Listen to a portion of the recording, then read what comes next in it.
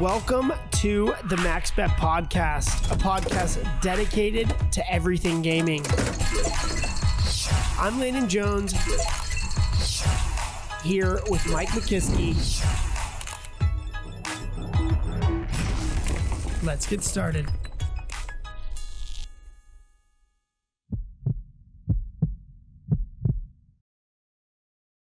Ladies and gentlemen, it is the first of the month. First of the month. And what is that? Means What is that? time to get up. What is that noise? Is the rooster's crowing? Alarm clock's going off. Are you ready for the day? Max bedtime, baby. Are you ready for the day? Max bedtime. First of the month. Get up.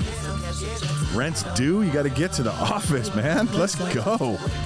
Happy Monday. Welcome back to the podcast, everyone. And don't worry if you're thinking, how did they get the licensing to that song? I called Bone Thugs and Harmony this morning, and he was good to go.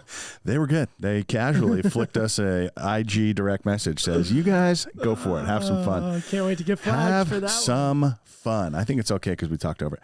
Anyway. Yeah, it's good. Oh, how are you, man? I'm great. How are you? I was not, if it was any better, I'd be you. I've been traveling around a lot, but other than that, feeling good. I was just figuring, since we're breaking all the rules here. Break rules. What do we do? It's been a while since we've been on the pod. You can explain why. I know. Yeah, we've been moving studios, so we're now, we shut down the TV company, so that means shut down the office, and that was the studio, so now we're out. We're here with the Rent Man. So a friend of ours, we're hosting at his office. So the Rent Man, you can check him out if you need real estate in Las Vegas. But guess what, baby? But what this means, since you're hearing our voices, is that the boys are back. You're up, and the boys are back in town. You've woken up? Whether you care or not, we're here. Guess who just got back today? We're in town. In town. The boys. Mike and Landon. It fires me up, man. It does fires me up to be back here. This is a lot of fun. Yeah. I'll tell you, for having the big jobs, we're having a lot of fun. Did you call and get the agreement for this one, the licensing agreement? Thin Lizzie, I went to voicemail. Oh. So hopefully, Thin, if you're listening, give us a shout. We're trying to do this. All right. Oh. We're doing it. We can't figure out if we want to stop it or not, but we're here. We're doing this. This is fun. And I'm changing my name. To what? DJ LJ. DJ LJ, I forgot, because you might notice if you're watching on the video, actually your camera shot looks pretty good. What you can't see is outside of frame for Landon. He's got the laptop, the mixing board, the soundboard. Yeah. So we're all about growth and promotion. Yeah. Our producer got drafted into the big leagues to go do...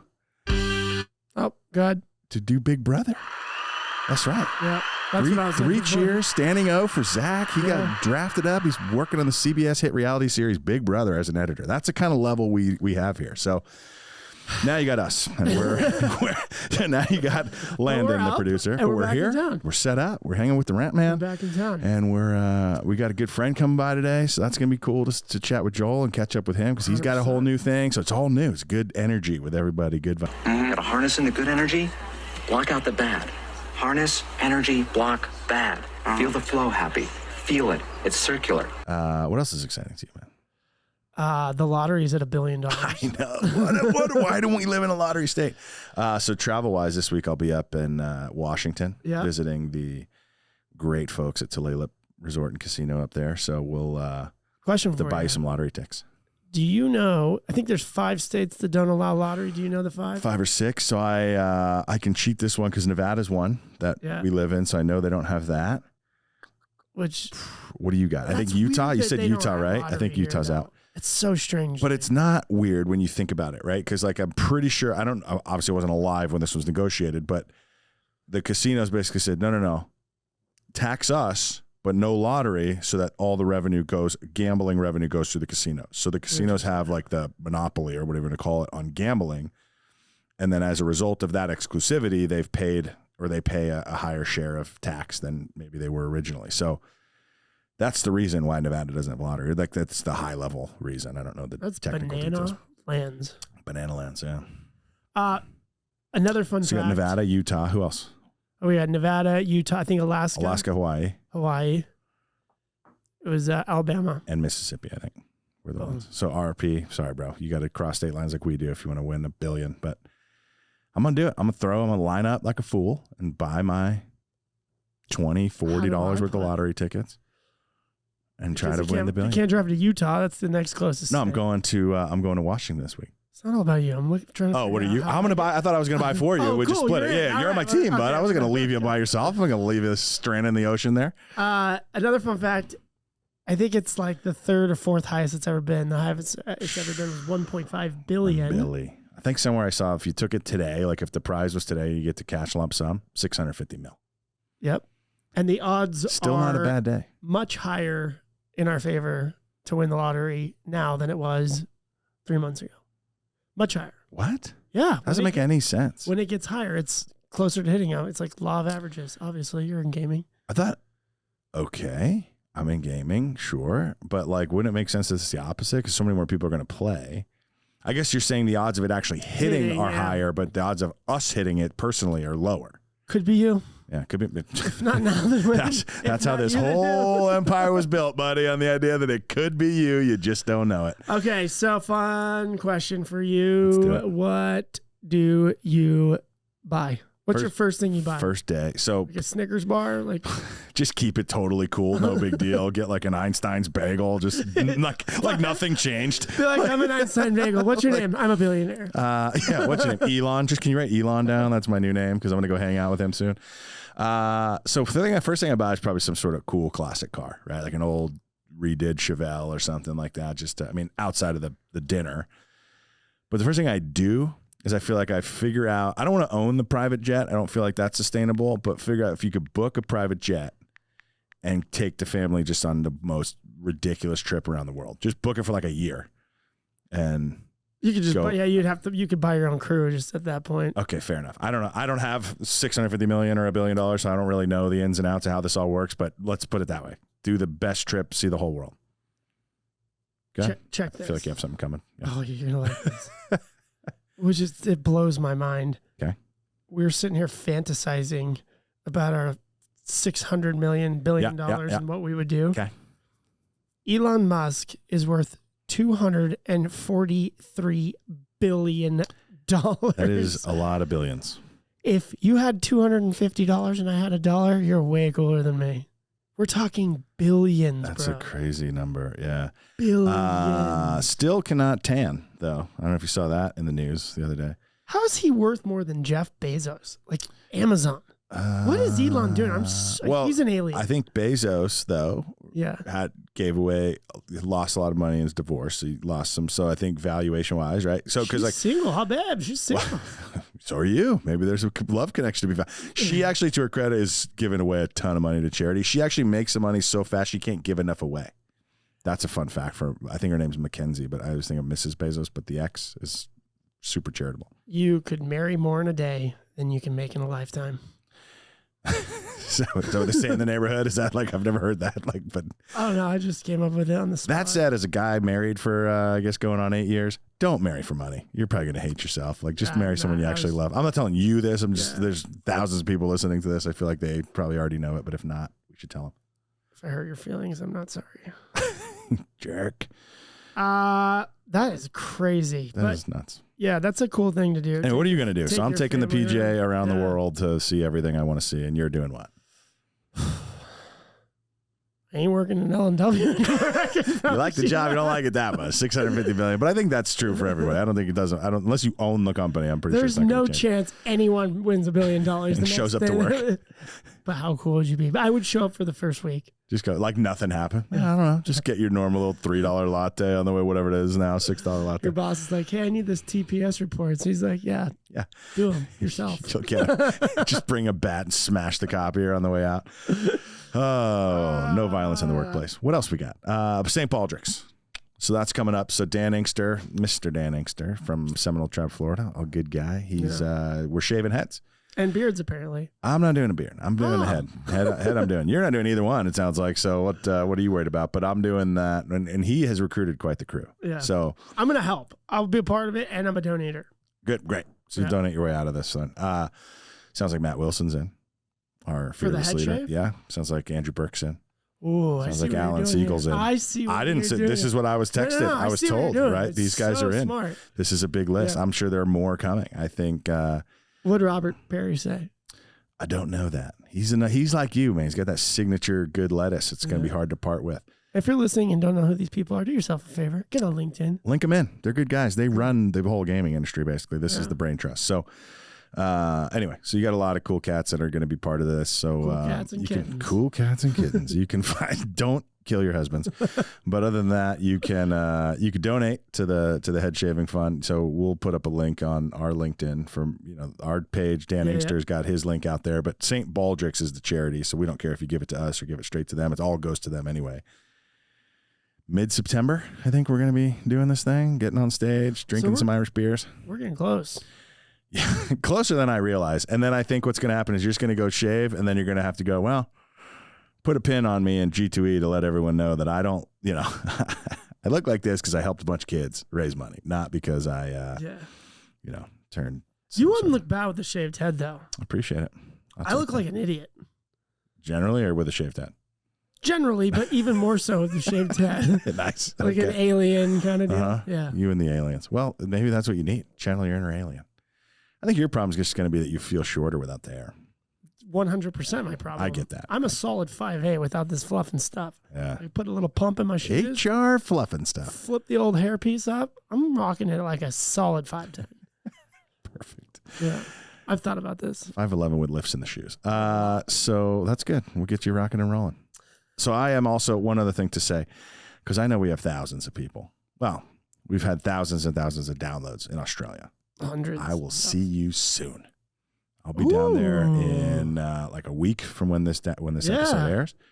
Going to the Australian Gaming Expo. Looking forward to it. I'm so excited. We got such a cool team down in Australia for us. Like a lot of the developers, designers, just a lot of stuff down there. So, and if you're listening Gambling to this paradise. and you're like, Australia, what's in Australia? It's a small island. First of all, it's not a small island. It's a country, and it's And a about continent. the same size as the U.S. proper. Is that right? We looked it up. Yeah, it's about the same size as Okay. Canada, like the circumference. Okay. Yeah. Didn't know that. That makes sense. It's a fun fact. Fun. Yeah. And then the next fun fact is that it's a huge driver in the gaming space.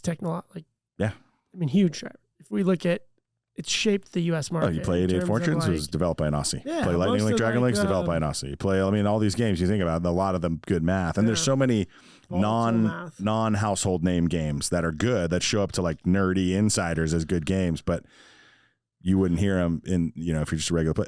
Those are developed in Australia. So it's not the only place they're developed, but it's a big They're breeding hub. game developers there. Yes. Yeah. Yes, they are.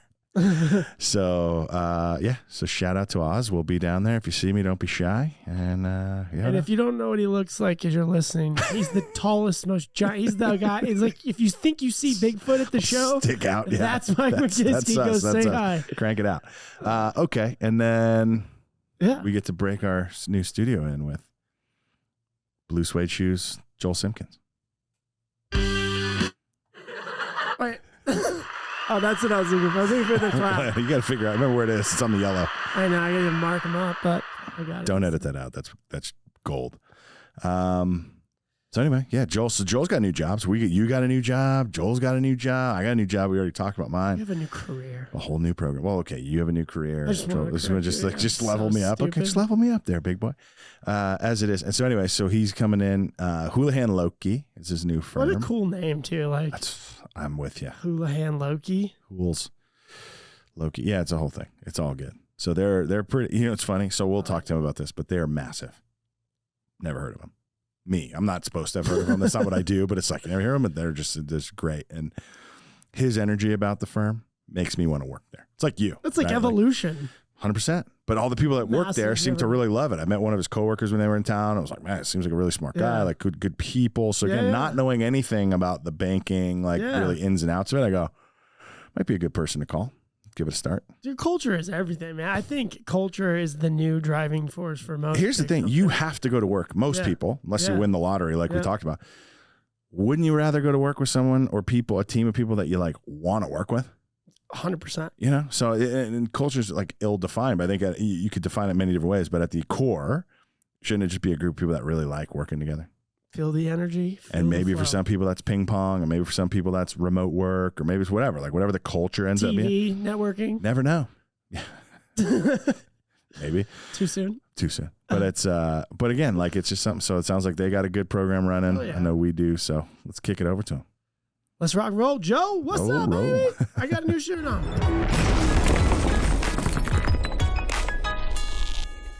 What's going on? Welcome back to the MaxBet podcast. You'll notice we're in a new studio, and as tradition holds, first guy in the new studio, Joel Simkins. It's great to Welcome be here back. again. Yeah, back in the game. You christened our first studio at Landon's old apartment condo high-rise studio. So it's like you have to bring Joel in when we do this. You mentioned back in the game. So you took 90-day or so, called a sabbatical, and then switched firms, and now you're with Houlihan Lokey. Yep, Is that right? That's well said there. Yeah, so took 90 days off for non-compete, joined Houlihan literally a month ago, and they haven't gotten rid of me yet, so that's very encouraging. But great to be part of a global firm. $2.3 billion of revenues last year. We were the #1 global M&A advisor worldwide, which is really, that's coming off my tongue well, but it's awesome to be a part of a firm that's fully focused on M&A, capital markets. So we're also quite known for restructurings, fairness opinions. So we're off to a good start and very, very busy. Yeah, that's wild. And that jumped out. So you sent me some info to kind of read about the firm. So I was looking through that, and the thing you said just now jumped out. So you're bigger in a lot of these areas. You said #1 M&A firm. There was a few others, like I can't remember, but basically you were ahead of names that I've heard of. So like what I'm basically getting to is I've never heard of Houlihan Lokey, and I'm not the good barometer. I'm not the guy that should have heard about that. But you just go the retail names you hear, like Goldman Sachs and some of these others. You're going, oh, they're way down the list. You got them beat. So how's it been working there? It's been great, and we're fully focused on advisory, and our bread and butter is sort of small and medium-sized businesses. And for me, the unique angle and attraction, besides just being an M&A powerhouse, was I'm sitting in the technology group, and that's a new spin for most investment bankers covering the gaming sector. So, typically, an investment banker sits in the real estate team. I'm in the technology team alongside 40 managing directors around the world. Focus specifically on technology, so I can draw from these resources globally as I'm executing deals and bringing them into the fold. So I'll be focused still, obviously, on legacy land-based gaming, gaming equipment, all the companies I've called on historically, but really with a bent and an eye towards the future and where sort of the puck is moving with sort of the sports betting, online gaming, digital piece ahead. Yeah. So real quick, I was going to ask, was Houlihan Lokey focused on the gaming space and leisure space before you came in, or you bring that specialty? Yeah, they've been around the space a little bit, sort of on the land-based side, but for me, this focus is really on technology. We do have some folks in-house that have been with the firm quite a long time who've done a lot of restructuring, but they're more specific sort of situation, case, opportunity driven. They worked on the Caesars restructuring, which was obviously a pretty notable transaction. So it's great to have those folks to draw from should restructurings come down the pike. I'm certainly not leading with hey, your business is in trouble, let's restructure you. Yeah, exactly. What you said something, I'm just curious for context. You said you specialize small to medium. So what kind of money values are we looking at there? Because I feel like my mind will be blown. I would say typically transactions in the $100 million to $2 billion range. And if you look at the gaming landscape today, I mean, that's a lot of the industry right now. I think it's hilarious because I would have guessed a much lower barrier point if you said, hey, what's small to medium, right? So 100 to a billion seems like a lot, but to your point, some of these $5 billion transactions. Yeah, there are a lot of companies 6 to 12 months ago that were called $5 billion companies, and their stock prices are down 60 to 80% that are a lot smaller these days. Yeah, and what is that like? Is that just the whole world's going crazy right now, so that the valuations are depressing, or is there some market thing that happened, or like why do they drop so I dramatic? think there's a couple of reasons. Obviously, interest rates are rising, right? We all know what happens to valuations. It's sort of the inverse, right? So you're factoring in sort of a potential recession. We, as we've talked about in the past, there was a bunch of phenomenons inflating valuations in the sector, particularly sort of SPACs chasing deals, right? So, those valuations probably a year ago were not sustainable. And for folks that have been around the sector for a long time, we were all kind of scratching our heads. Now, I would say, a lot of the sector is oversold. And, even if we do go into a recession, which, we could sit here and debate that all day long, the fundamentals of the gaming sector are still quite bright long term. And as I've said in the past, gaming's been around for 5,000 years. It's not going away. Yeah. And it's in our blood to gamble. And if anything, there are more ways to gamble, today than there were even 5 years ago, right? You could pull out your phone right now. I live in New Jersey. If I wanted to buy a lottery ticket on my phone, think last time I checked, it's $660 million Powerball right now, right? Maybe lottery.com, hit them up. Yeah, exactly. or Lotto or Jackpocket. So there's a few. So there's definitely ways to play that, and I could just pull out my phone and gamble, and buy a lottery ticket without having to go to 7-Eleven. So the future is pretty bright for the sector, and that's really sort of our focus going forward. God, I bet the mini marts hate that. Right? Like, so my grandfather. What do you mean? Well, so like I said, so my grandfather made his money, right? Grinding it out, blue collar, Queens, New York, right? Mini marts. Like, he had these stores and he would sell lottery tickets. And he's like, look, no one, I don't care about the peanuts. The tickets is what makes them the money, right? And so now if you're just going, I don't need to go in. Sure. I'm not doing the Coke or the coffee anyway. I'm just going to go ahead and buy the ticket in my app and skip the whole mini mart program like that. I wonder how that changes those lives, right? It's interesting. That was sort of the initial expectation, but believe it or not, that's really not changing the dynamic. Yeah. The person that is going to the convenience store to get the loaf of bread or the cup of coffee, they're still buying their lottery ticket. And makes sense. I've been around gaming for over 20 years, and I often talk about my mother-in-law. My mother-in-law was a core slots player for a long time in Atlantic City. She also plays the lottery. She's still going into the convenience store every now and again and buying a lottery ticket, but it's really this new technology, whether it's sports betting, online gaming, new forms of lottery, it's going after a different customer, right? Yeah. It's someone that, who's transacting for e-commerce and retail that says, I want what I want when I want it now, and I want to get it. And, that's the opportunity, is bringing in that casual person that person that has never purchased a lottery ticket, saying, wow, I can just pull up my app on my phone and get it right now. So you're attracting a new demographic. And I think that, if we think about gaming 10 years from now, right, you've got, call it 60 billion, of commercial GGR between, tribal and commercial. This is North America. Yeah. And we're probably, I think, called 10 billion right now from an iGaming sports betting perspective, right? I think if we're having this conversation 5 to 10 years from now, maybe it's 20 or 30 from the digital side, right? And there'll be a bit of a channel shift with sort of the baby boomer aging out a little bit, but it's still going to be a massive business. But do you think, so when you say that, do you expect it to be 60 billion still, let's call it, and then roughly half of that is now online? Or do you think it's 30 billion of online, but then now it's 90, like the whole pie grows? I think or the entire pie grows the same way you've looked at sort of retail. And, it's a matter of convenience and attracting customers that you typically or historically couldn't get. Yeah. I mean, myself included, I can't tell you, no offense to everybody here in Vegas, I don't play a lot of table games. I don't go to casinos to gamble anymore. But, a couple of weeks ago during Wimbledon, I'm sitting there, in-game betting on Rafa Nadal when he was down, 2-1 in the quarterfinal, because you're like, wow, Rafa Nadal, plus 180, great value. I wouldn't have been able to drive to a casino quick enough to place that bet, but I'm watching it live. And if you watch a live sporting event and you've got the ability to place a sports betting wager, you're likely going to do so. Yeah, I do that for hockey all the time. Yeah. I'm curious, going back to what you just said. You said that you don't normally play table games. Is that like brick and mortar?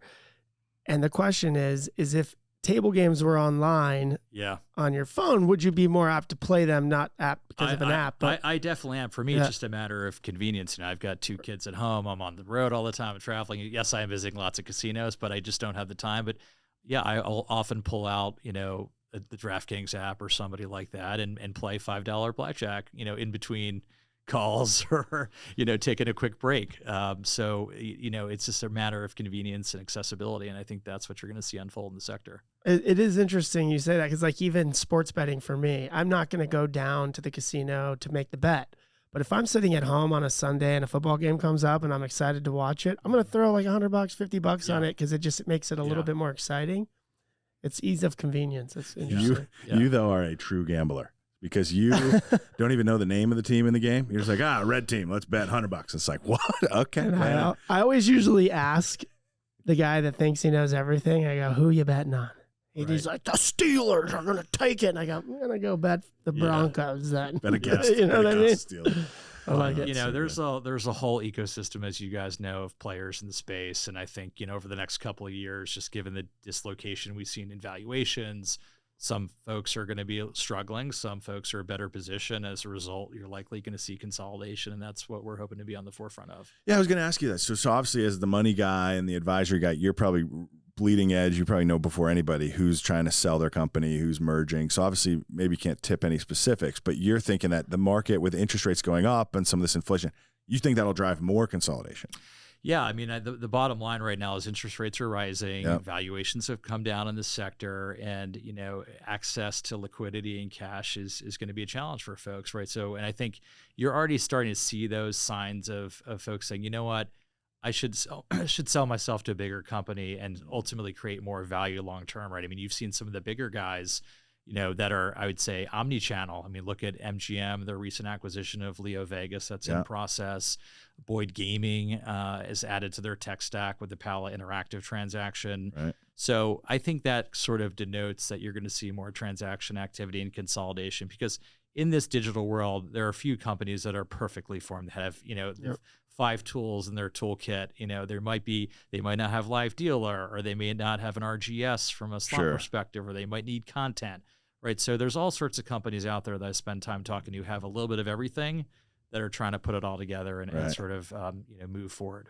Yeah. Interesting. Who's the closest, do you think, to like perfect in your estimation? It's interesting because I think everybody's got different strategies, right? Yeah. I mean, you guys, Light and Wonder, have different capabilities. Aristocrat is obviously a powerhouse, and I expect them to be acquisitive in the space. And they tried to acquire Playtech, and that it didn't work out. But it probably means that they need to add to their toolkit, and they're going to be looking, on the digital space because. I think particularly, let's say, talk about suppliers here. Yeah, you've got to, be able to deliver to your customers, not just on a bricks and mortar land-based side, but in the digital world, because that's where we're transitioning, right? So I think folks are saying, what capabilities do I need to be successful and sell more to my customers that are living in and straddling in both worlds? It's an interesting point. I got to switch my camera. By the way, I am the DJ today, so DJ LJ. Jones, yeah.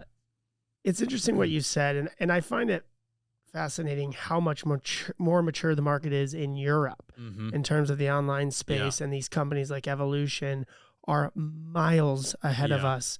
And so when they come over to the US and US starts opening up more markets, are the slot suppliers going to be at risk to lose that business?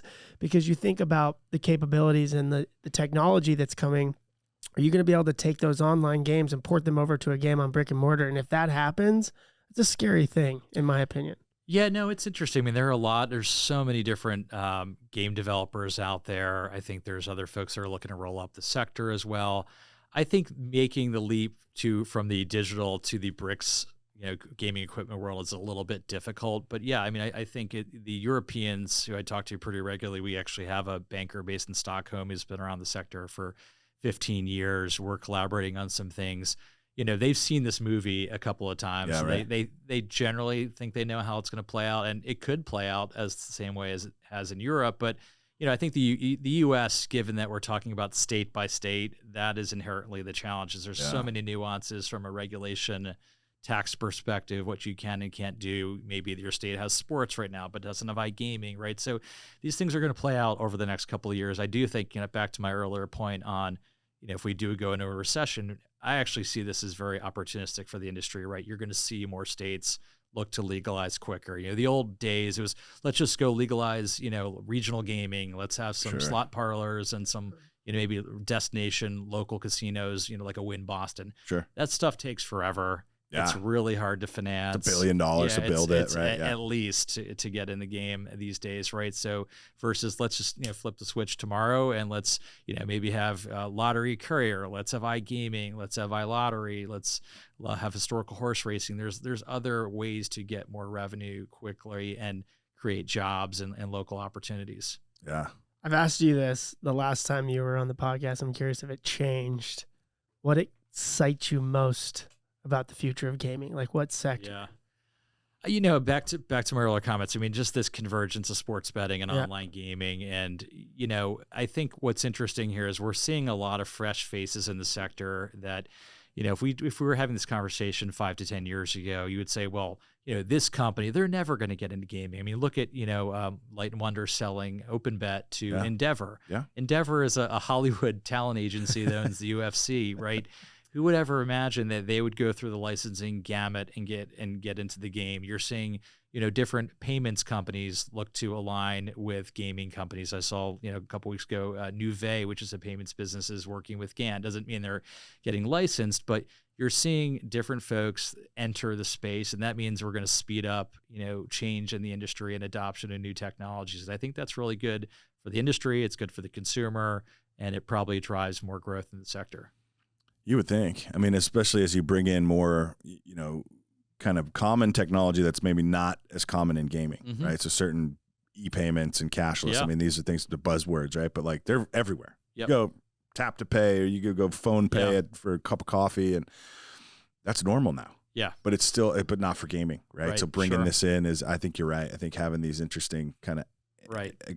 outside players coming into the space and saying, well, here's how you do this thing. We're a Right. payments company. Here's Sure. how- let's Yeah. make that easier for Yeah. you, right? Would be interesting to see, assume they're willing to jump over all the regulatory hurdles. Because I think Sure. that's the hardest part for anybody who wants Yeah. to come into the land-based side. Yeah, I think, there's still getting licensed is a pain point, but it's becoming more streamlined. There are companies that will handle the licensing process for you. And again, I think that means you're going to get a lot of new entrants coming into the space. And that could mean these businesses are consolidation targets as well for those companies.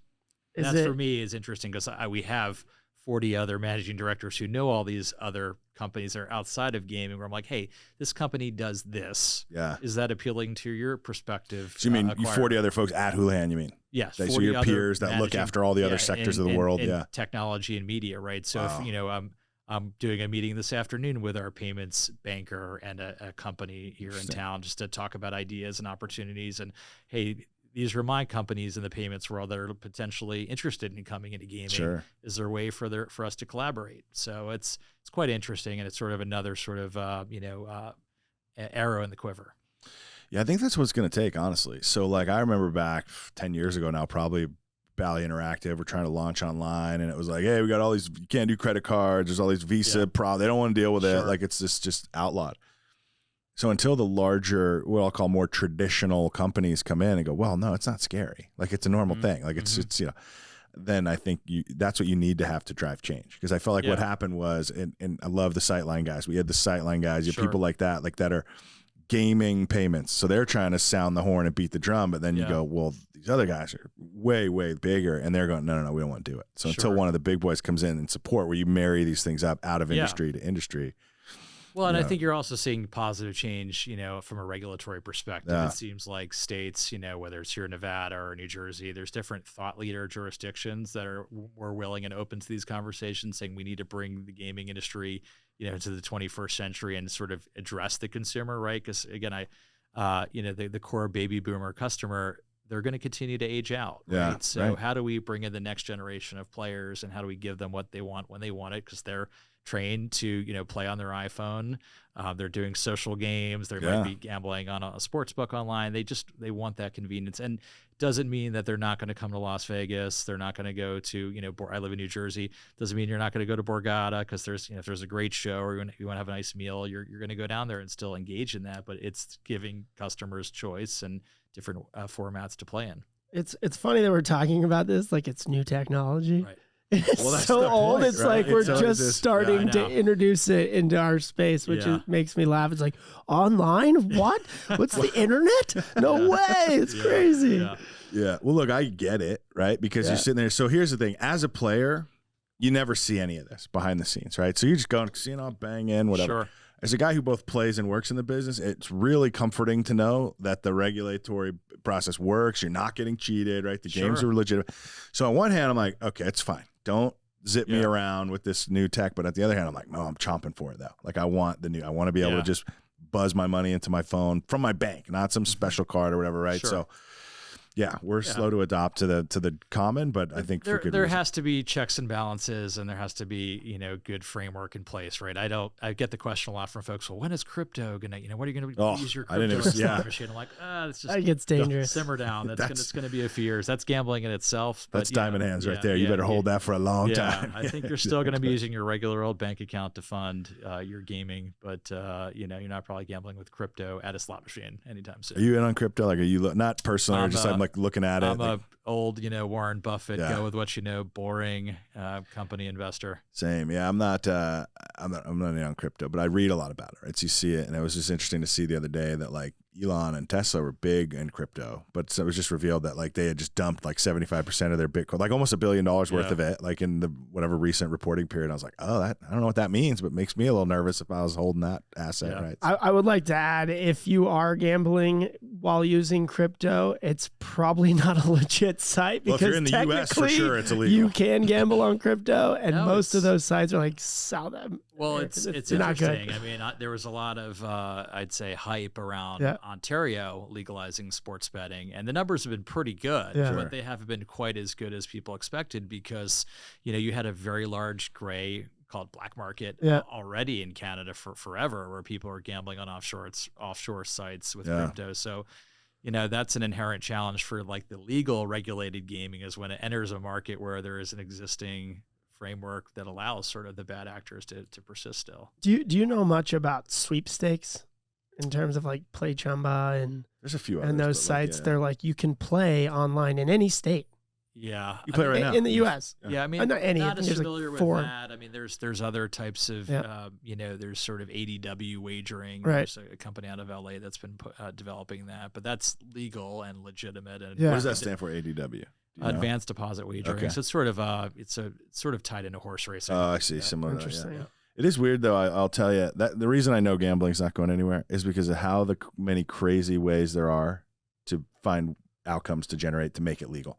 Because you go, oh, well, this thing is a sweepstakes thing. And you're like, well, it plays like a slot machine to me. So I don't know how you did the engine. We've won and lost. You can make fair swings. thousands. Yeah, you can make a ton of money or lose a ton of money. Insane. But you're going, this feels just like I would be playing on, you don't have the brand games. You don't have like the games you'd see, but it feels like I'm in New Jersey. It's no different, right? So some of those games are, honestly, I like more than the land-based casinos, which is a scary, scary thing in my opinion. Well, yeah, that's only, I guess we'll see. But again, maybe we just buy everybody. Everybody buys and just becomes one big happy party, and we just go make a bunch of money. But do you think? Okay, so I was actually surprised when you said this earlier. But you said, look, this market condition seems to be more like friendly towards merger, right? And I guess when you explain it, you go, oh, well, that makes sense. If you don't have cash, you merge. Somebody does. Sure. Do you think we're going to see any like holy shit acquisitions before the end of the year? Do you think there's going to be something that people go, oh, okay? Like, is that still in the radar, or is it going to be small tuck-in stuff? No, I think it's small tuck-in stuff. I think people are starting to explore these thoughts of, okay, if I have a non-core asset, do I want to monetize it? What are the current metrics looking like? What's sort of opportunistic? But, there's lots of different businesses out there. There's some that are family-owned where they might be thinking of selling. There's entrepreneur-type businesses. So, it really depends on what someone's looking to achieve. But I do think, a lot of the major players in this sector, they need growth, right? Yeah. So if they have access to capital and they've got a currency, I think they're going to use it. So I think right now people are just thinking, okay, what do I want to do with my business and when might I want to monetize? But, there's a ton of capital sitting on the sidelines. Private equity has billions and billions of dollars at their disposal. And I think they are certainly, sort of licking their chops right now, seeing some of these public equity valuations and saying, hey, if there's a business out there that throws off a lot of cash, that's fairly durable, and I could acquire it and I could put some leverage on it and maybe take some cost out of the business, it's quite attractive. So I think people are looking for opportunities, and that's where I sort of come in the mix and say, hey, this might be available, or have you looked at this business, and kind of bounce around these ideas and sort of see what is the art of the possible. That's a good way to say it. The art of the possible. I've never heard that. Is that something you say? Where did you pick that up? That's a good way to say it. I just make put that on the business card, but I love it. I'm quoting you on that. Yeah. Well, it just makes sense, right? Because and that's what's fun about my job is I'm sitting there and I'm just talking to CEOs. I had 2 calls this morning with 2 different CEOs in the space. One on the digital side, one on the regional gaming side. It was more of a check-in, like, hey, I've landed at Houlihan. Right. These are some of the ideas I'm tracking. Have you thought about this? And okay, well, that's interesting, Joel. Let's follow up on that. In a month when we might have more visibility on this idea. So it's the fun thing of sort of being fully focused on advisory and advice and trying to give folks sort of the best ideas to grow their business. Do we still get to call you the CEO Whisperer?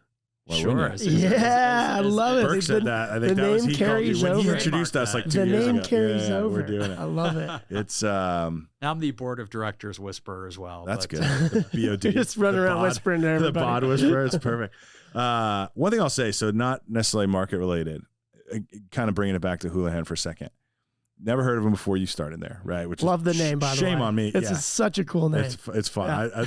I assume Houlihan and Lokey are no longer actively working there, or are these guys like in the office, I leading haven't meetings? studied all the history, but they're definitely a Houlihan. And They're in the building. That's their around names for 50 years, so 50, it's a big, it's a couple years, and there's a lot of folks that have been there a very long time, so it tells you the culture. Well, that's what I was going to say. So knowing nothing else other than you saying you started working there, I go, I love this place because of how much energy you have when you talk about Thank it. you. Like it's just, I met one of your coworkers, right, Brian? He's some good dudes. So I'm like, oh, that's so 2 for 2 on good guys that I met from the firm. I know there's probably thousands of people that work there, but you're just going like, wow, this would be, I would take notice of that. Plus the deck you sent, you kind of said, hey, here's some of the reading material. First thing out of the gate, people and culture. Like, I love this place. Because I just assume these firms, these financial money go, first thing out of the gate, we manage X amount of millions or trillions or whatever in assets, and we made this much money. It's like, I don't care about that, man. Tell me how you're treating your people. And then and it's a place where I feel like you can move the needle, right? So for me, you can be quite relevant. I mean, there's about 250 senior bankers like myself there. So, I've already sat down with a number of these folks already, which is just unheard of, where, 30 days into the job, you sort of know who does what and how you can sort of collaborate and tie in with them, and how you can get deals done for your clients. Love it. Yeah.